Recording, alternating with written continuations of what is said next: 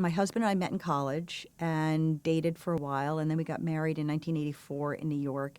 And he, at that point, he was also an actor, and he was auditioning, and he had to come out to California to test for a pilot. Now, he did not get the pilot, but he did audition for a movie, and he got that movie. And that movie is a fan favorite, to say the least. He plays Styles in Teen Wolf. So he came out here, and I was not thinking of moving to California yet, but he was doing the film out here. He was shooting. I came out to visit him while I was here, and he said, "Look, there's great opportunity here. I think you are going to really love it here." And I came out for a visit. And I didn't know. I was, born in the city, lived in and around East Coast cities my whole life, from Boston to New York and even Miami. And LA was very different. I don't love driving. I still don't love driving. But he said, "Look, we're married, and I think this is great for us. So we should move." And that's what brought me out here. And was your goal to pursue acting when you got here? Yes, it actually was. I thought for a New York minute, when I still lived in the city, I had a small greeting card company. That was just kind of something that I did with a friend. I thought, well, when I get out here, I could continue doing that, but I thought it's a chance to get back into theater in Los Angeles. I had friends who had started a theater company out in Venice, so I immediately went to work with them, did a couple of plays with the Pacific Resident Theater Company, which is out in Venice.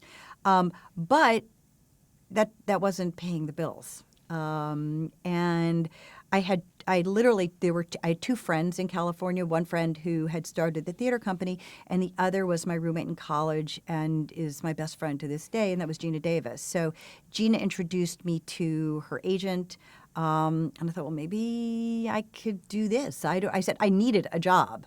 And her agent was kind enough to interview me, and we talked, and so I just started interviewing for jobs, and I ended up getting a job as a receptionist in a small talent agency, Irv Schechter Company, which was mostly television, a lot of people on soaps, directors and writers, and actually some animation writers, which to this day, when I watch credits on certain cartoons, I can see some of the clients that were represented by that agency. I was very intrigued. I was also a receptionist, so I was an assistant to two agents and a receptionist.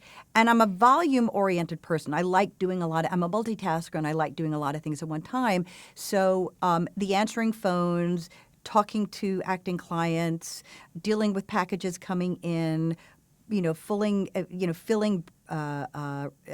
submissions for breakdown services. I could do all of that, and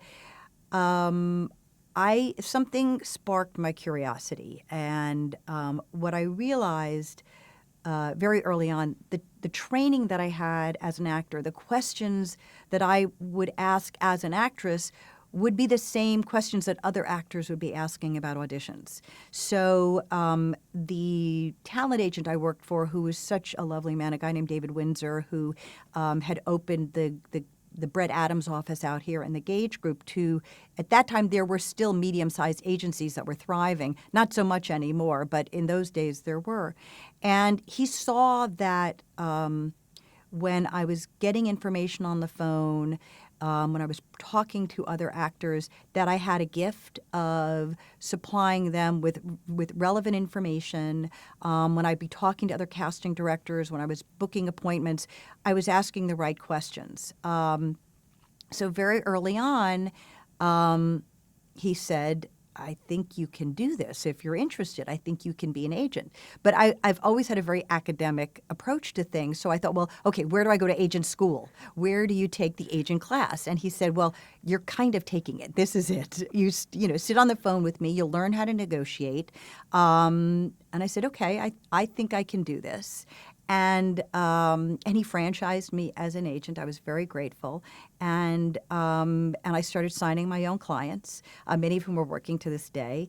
And I also had an interest in representing playwrights. So I started building up a small group of playwrights and booked a few jobs and for clients, and got one play set up out here in L.A. A John Patrick Shanley play called Savage in Limbo. So we got that set up out here, and I realized I liked it.